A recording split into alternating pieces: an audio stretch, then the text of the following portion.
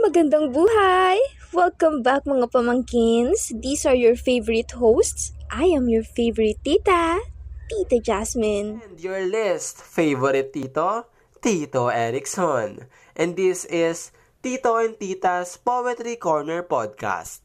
And for today's brand new episode, we are diving into the beautiful world of poetry with a special focus on the poem Reflections in the Rain.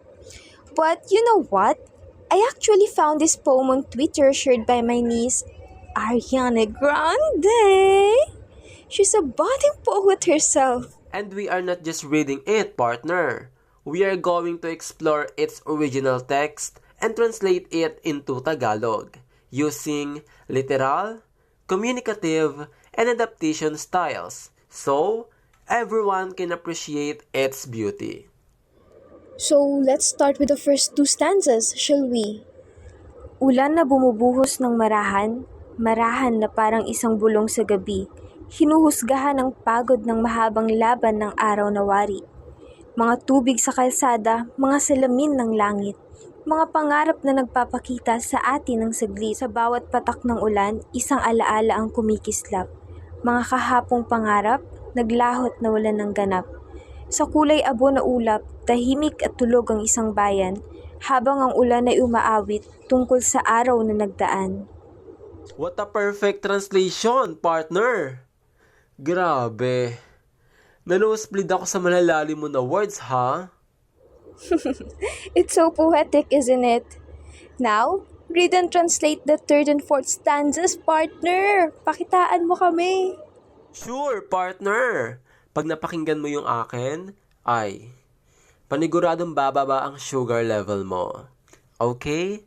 Here's the continuation of the stanzas. The lights of the street blur and fade in the water we use that the raindrops made.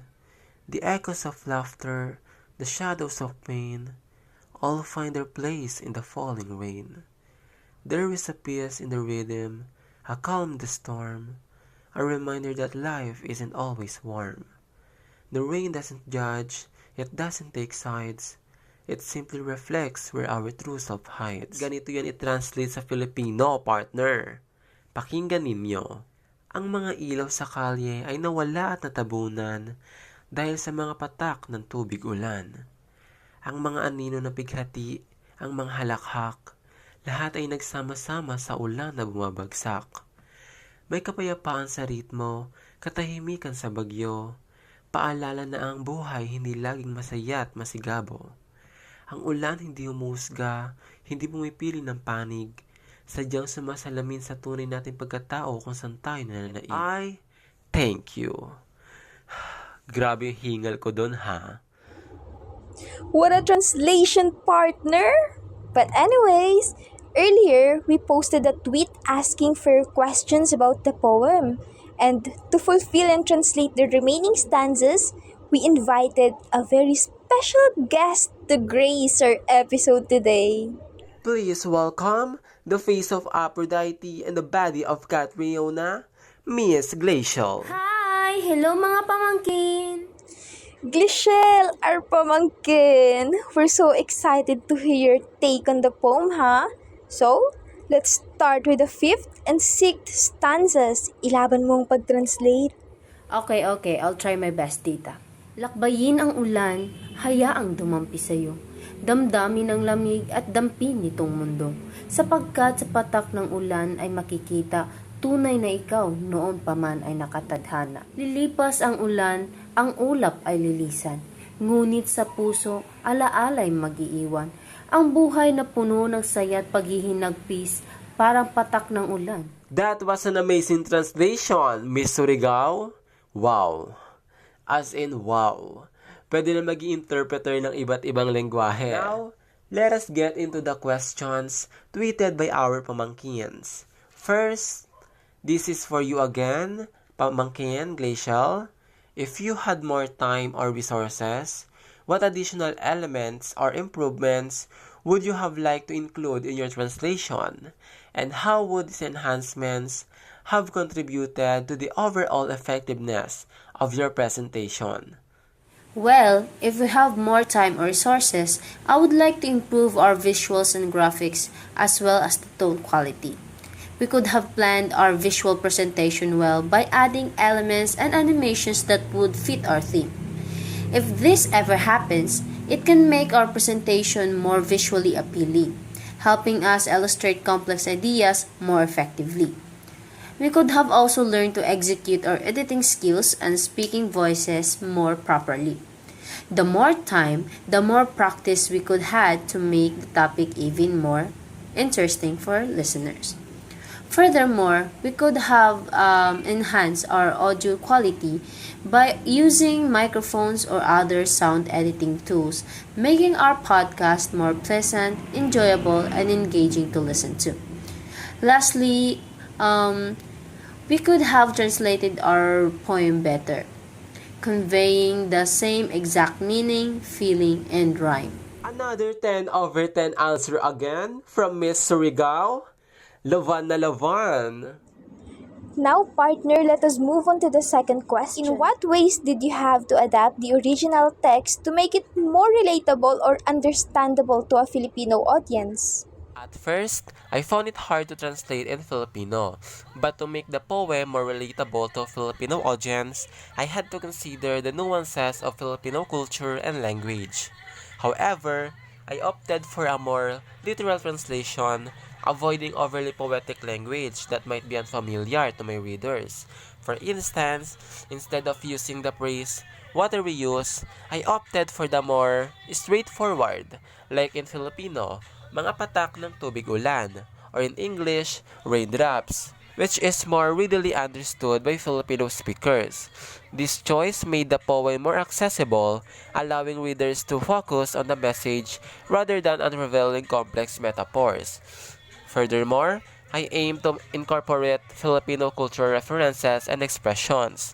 The phrase nagsama-sama, or in English, came together, which emphasizes unity and shared experience, was chosen to resonate with the Filipino cultural emphasis on community and cooperation. My translation aimed to capture the essence of the original while adapting it for a Filipino audience. By prioritizing clarity and incorporating cultural references, I strive to create a translation that honors the original poem while resonating authentically with Filipino readers.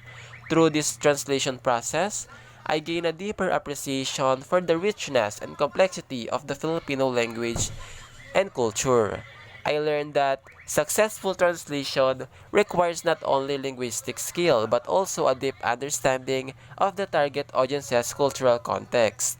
This experience has challenged me to think critically about the role of language and culture and shaping our understanding of poetry and the world around us. Thank you. Another flawless answer from our Tito. Very demure and very mindful ka dyan, partner, ha? Of course! First time ko kasi makatulog ng 8 hours. Now, it is your turn, partner. This is your question. How did the process of translating the text deepen your understanding of the original content, including its themes, tone, and underlying messages? Also, provide specific examples from the text that illustrate this understanding. Well, while translating the text, I can feel that it helped me to connect more to its message by choosing the right words that I think fit or flow naturally in Filipino. I felt the quiet, calming tone of the poem more deeply. The poem mentioned that the rain washed away the struggles of the day, and it became more vivid to me since all of us have struggles in our daily lives. And also, the poem conveyed how our moments and dreams passes by without notice, leaving behind memories like droplets of rain. And translating also allows me to explore the different emotions of the poem, especially when describing forgotten dreams. During the translation process, in Filipino, the idea of lost dreams felt even more melancholic. Ay! Due to the emotional depth of each word. So, due to this, it made me think that rain is not just the water that drops in the land, but a memory that is already passed by. Or in short, it's like a footprint of our memories. And that is a perfect note to end on. Thank you so much for joining us, Glacial, our pamangkin, and to our another pamangkins out there. We hope you enjoy this journey into the world of poetry and translation. Again, this is your least favorite Tito, Tito Ericson. And this is your favorite tita, Tita Jasmine. And this is Tito and Tita's Poetry Corner Podcast.